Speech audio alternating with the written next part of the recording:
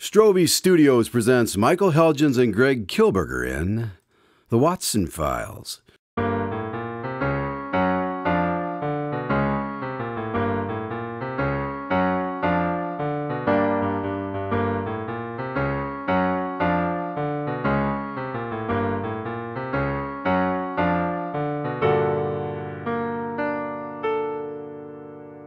Coming to you from the illustrious Strobe Studios in the heart of America, this is Craig Dahlen. Dr. Watson has asked me to join him out on location today. I was, of course, hesitant at first, given our recent history of me assisting on cases. But he assured me that the case had ended and there was no danger. So here we are, about to enter a dark, wet cave, which seems as though it would swallow up anything that enters it. I seem to be having second thoughts. Dr. Watson, are you in there? Yes, Craig, come on in. It's perfectly safe, I assure you. All right, if you insist. Just follow the light. What light? I can't see anything in here. Give your eyes a moment to adjust. You should be able to see it up ahead, on your right. I still don't. No, wait. I think I see something. I'm just around the corner. Okay. Ah, there you are, Doctor. Yes, hello, Craig. It looks much less scary in here with some light. Yes, I thought so as well. So, I take it this cave is the setting for tonight's story. It is indeed. Some time back, Holmes and I were asked to look into an unfortunate accident that happened here in these caves. In this room? No, further in, actually, but I didn't think you'd want to go too far underground. Yeah, I think this is far enough. All right. Well, I believe I will start tonight's story above ground at the park. The park? Yes. Holmes and I were out collecting butterflies for an experiment he was working on. However, we were not having much luck, and Holmes was getting frustrated. So I tried to distract him with talk of other things. Unfortunately, I only managed to annoy him more, so I was quite happy when Officer Weathers showed up with a potential case. He had some concerns about a recent accidental death that he was investigating. So, Watson, I've been meaning to tell you, I've come up with a new catchphrase. Let's hope it's better than the last one. Spencer Holmes, tough on crime, tough on the causes of crime. No. I believe that one's been done. How about, I'm the decider? That one too. Just do it.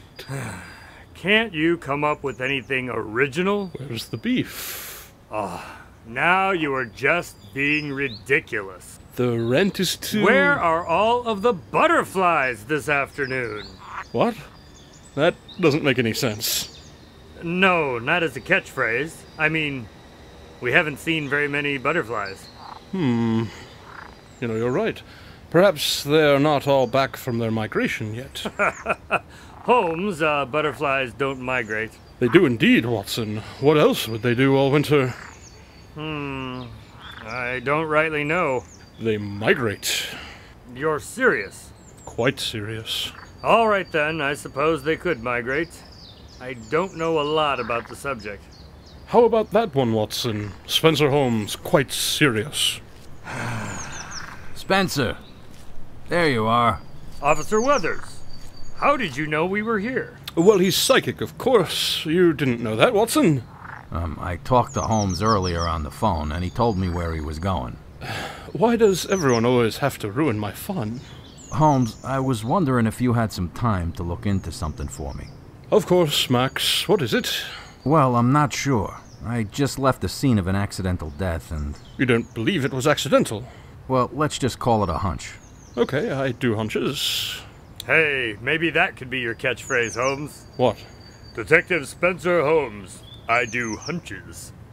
Right, so, anyway, you know the limestone caves out north of town? Sure. I actually toured them once. Very pretty. Ah, good. Well, perhaps you can help then as well, Doctor. Ah, and now we have a catchphrase for you, too. Jack Watson, perhaps he can help as well. Did I interrupt something? So, someone died in the caves, I take it? Yes. A young man was found just this morning. And the cause of death? Well, Samuelson has just done a preliminary examination, of course. Of course. But appears to be carbon dioxide poisoning. You mean carbon monoxide? No, actually. There were elevated levels of carbon dioxide in the room he was found in. Yes, he's right, Holmes. It's not an uncommon problem in caves. If the air is fairly stagnant, the levels of carbon dioxide can build up to dangerous levels. In fact, I've heard stories that back in the day, they used to take dogs into the caves with them. If the animals keeled over, then they knew to get out ASAP. A rather unfortunate situation for the dog. Indeed, and I'm sure the animal rights groups had a hand in ending the practice. So basically the young man suffocated due to lack of oxygen. It appears that way. Well, there could be any number of reasons for that. What makes you suspect foul play? Well, it's just that there have been a number of these such deaths over the last couple of years, and... And what? Well, as I said, it's just a hunch. Something just doesn't feel right, that's all. Okay, well, is there any sort of relationship between the deceased? None that we're aware of. Other than the manner of death. Correct. Was the deceased alone in the cave, or were there witnesses? His friend was with him, a man by the name of Stephen, who was fortunate enough to escape before succumbing himself. He's the one who called 911. Is it possible that he killed him? Possible, yes, but we checked the room. There were indeed elevated levels of carbon dioxide built up, and considering the history of similar incidents... Yes, I see your point, but yet it is quite curious, isn't it? I thought you might feel that way. Was there anyone else at the caves at the time? No, though another man was there by the time we arrived. Quite ironic, actually. His name is Franz Verteer, but the locals call him the Gas Man. The Gas Man? Yes, he has a truck that pumps air through the caves to help dissipate any buildup of hazardous chemicals. A lot of good that did. Well, that's why it was ironic. He arrived only a few minutes after the incident. Had the boys gone to the cave later in the morning, there would have been no problem. A victim of bad timing, it seems. Indeed. Well, perhaps this Stephen character capitalized on the previous incidents to stage a murder. He could even have known to go in the morning before Franz showed up. It certainly is possible. I considered that, but the CO2 levels in the caves are very unpredictable. How would he have known to lead him into that particular room? Perhaps he elevated the levels artificially or tested the rooms ahead of time. That's exactly what I thought, but he's got a solid alibi for the whole night. Well, it certainly seems like you've covered your bases here, Weathers. Perhaps it really was just an unfortunate accident. Perhaps it was. Weathers, you mentioned that there was no connection between the victims, but have you looked into the witnesses to each death? Yes, many of the deceased were not alone during their untimely departures, but I can't find anything to tie the witnesses together. It certainly seems unlikely that several people would independently decide to kill someone in this manner. What about a website or a chat room they all visited? That's possible, but there was one elderly woman who died last month while caving with her husband, and he doesn't even own a computer. He could have logged in at the library or an internet cafe or something. Maybe, but this is all so hypothetical. I don't even have anything that would get me a search warrant. Yes, something more solid would certainly be welcome. Perhaps I could have a talk with this Stephen fellow. Sure, he's actually waiting in the car across the park. You arrested him? No, I asked him to come down and make a statement. Good. Well, let's go see what he has to say. All right. Not to throw more fuel on the fire, gentlemen, but I think if you're looking for an appropriate catchphrase, it would be Spencer Holmes. Indeed. Thank you for the help, but I think I can manage on my own. Stephen, I'd like you to meet Spencer Holmes and Dr. Jack Watson. Nice to meet you. Is this going to take much longer, officer? No, not much. Spencer and Jack here help us from time to time, and they had a few questions for you. Okay? We're sorry for your loss. Yes, thank you. Were you close to the deceased? Yes, I've known Roger since college. All right. Why don't you tell us what happened this morning out at the cave? Well, I already went through it all with... Let's try it again, from the top. All right. Well, we both had the day free, so we decided to go out to the caves. Your idea or his? Both, I suppose. It's something we talked about doing before, but we just never got around to. All right. We entered the caves and were looking around, just sort of admiring the rock structures, when all of a sudden he collapsed. I didn't know what was wrong, so I ran back out of the cave to call 911. And you left him in there alone? Well, I couldn't get a signal inside, and I didn't know if I would be able to carry him all the way out myself. He's quite a bit bigger than me. And it's a good thing you didn't try, or you may have been overcome yourself. Yes, I realized that later once the police told me what had happened. So, you were in the same room with him when he collapsed? Yes. And why do you suppose you weren't affected like he was? Just lucky, I guess. He's almost a foot taller than me, so maybe the room just hadn't filled up yet and I stayed below the gas.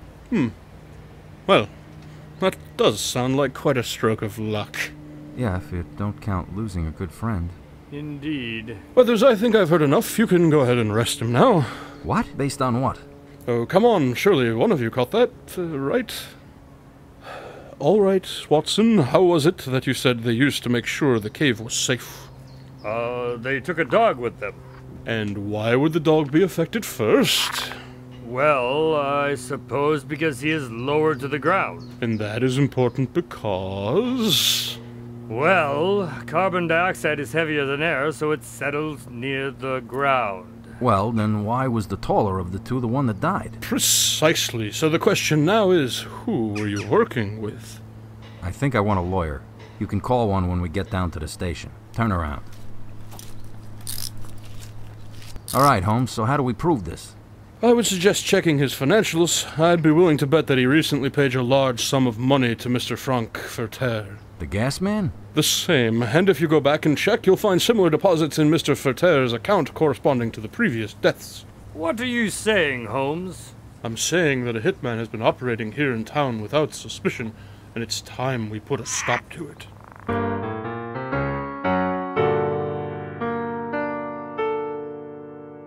So, was Holmes correct? Was it more than just an unfortunate accident? Yes. Stephen's lawyer eventually brokered a deal, and he told the truth about what had happened. Armed with this evidence, Weathers was able to make similar deals with the witnesses to the other cases.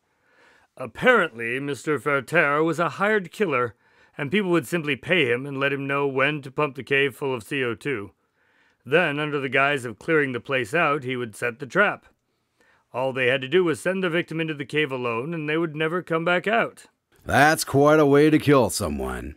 And I guess you were right. He really was killing people without ever having met them, or even knowing who he was killing.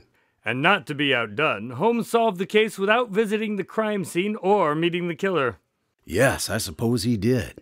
It's amazing that the man could operate for so long without anyone even knowing he existed. No one had ever put the pieces together before because the gas man was always gone before the police showed up.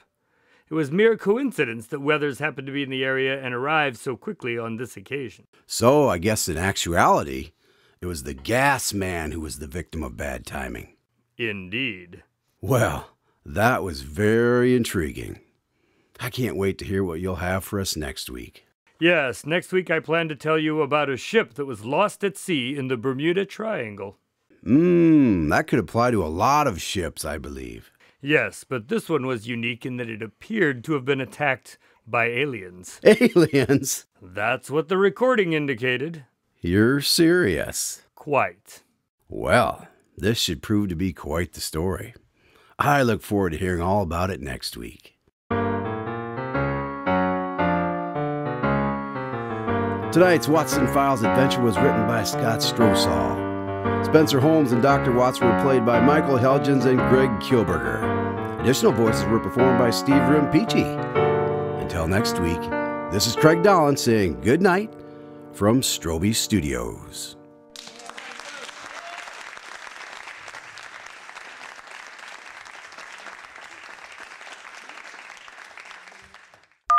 If the air is fairly stagnant, the levels of carbon dioxide can build up to dangerous levels. How do you know that, but you don't know that butterflies migrate?